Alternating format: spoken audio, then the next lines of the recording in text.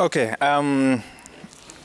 So Honorable Kagiri, tell me about, because the Azimio leader is talking about between 10 and 15 million signatures. I've had two figures, so I don't know which one to go with. 15 million signatures to delegitimize the government. There will be demonstrations tomorrow. Kithire Kindiki is telling them, bring it on. We'll deal with it. We don't appear to move. Like he says, I mean, many months since they started, we're not making any progress. I agree, Sam. And I've said very many times that it is very worrying for what this current situation is doing to investor confidence to this country.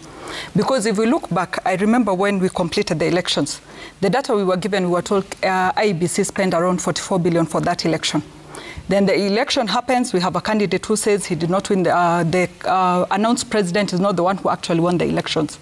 Then I sit back and wonder, do we want as a country to say that that was money wasted? So the answer, of course, should be no, because I keep wondering if Honorable Raila Odinga says he actually won, and he was the one who was number 2. Why then is the woman rep candidate in Laikipia not also claiming to have won the election? Because if the election was conducted by the same IEBC, from the ground, we accepted the results as they were. Where does it get to the national level? That's where the problem becomes. Yet the results coming from the ground are actually the same as getting to the national level. But that said, I listened to Honorable Raila Odinga yesterday. And that's where I was initially talking about the ingenuity in this whole situation. Because number one, we look at a candidate who, before the elections, actually made pledges that sounded similar to what we are currently having with the current president. He spoke about affordable housing. He spoke about creating employment opportunities for young people. Cost of living. He spoke about the cost of living. Today, the current president is speaking about the same things. But today, he stands and opposes what the current president is trying to do. Again, they walk around the country telling people about signatures. Signatures which we know will not see light of day, even if they collected 20 million of them. The most they can do is just reduce the confidence in the current running of the government. However, beyond that, there's nothing much that is going to happen. So for me, my plea would be to the opposition. Let us give our government a time to deliver on its pledges. Because I remember before the elections, one of the days I walked into my house, and I met my household very happy. And I remember her telling me, His Excellency Ruto has said, at 5,000 shillings, I can own a house in this country. Today, I look back and wonder, when Honorable Raila Odinga is fighting such things, does he want His Excellency William Ruto to look back at the same people he pledged to and tell them, no, the pledges I made, today I cannot honor them?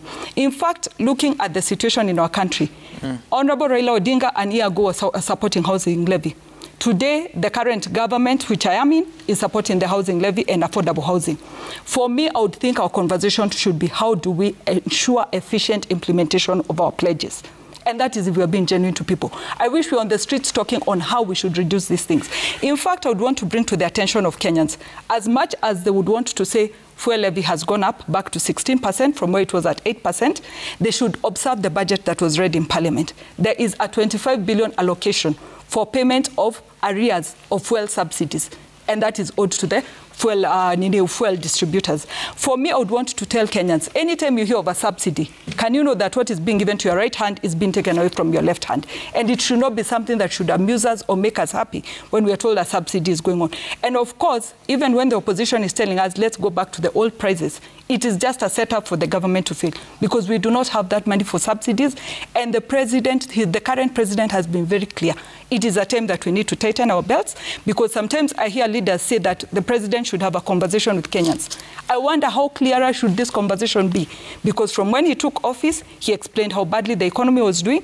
Shortly after that, he explained how we could not retain the subsidies, and he has gone on explaining to us through the whole process. So today, when we say the Finance Act or the Finance Bill was not consultative with Kenyans, I believe he worked with us the whole journey and every step of the way. Do you think there's any problem in this country, Honorable Kagiri? There is a lot of problems. How do you resolve them? And the way we would resolve these problems is, just as I mentioned, we must all accept to take a bigger sacrifice. And a bigger sacrifice is based on the taxes that we should be charged, and that is how we are going to, again, be able to uplift this country. Because just as we all agree, we do not want more excessive borrowing. And those were some of the pledges we gave to the people. But when we were saying we don't want excessive borrowing, where was the money again to come from? It has to come from within us. And that's what the Azimio has a problem with.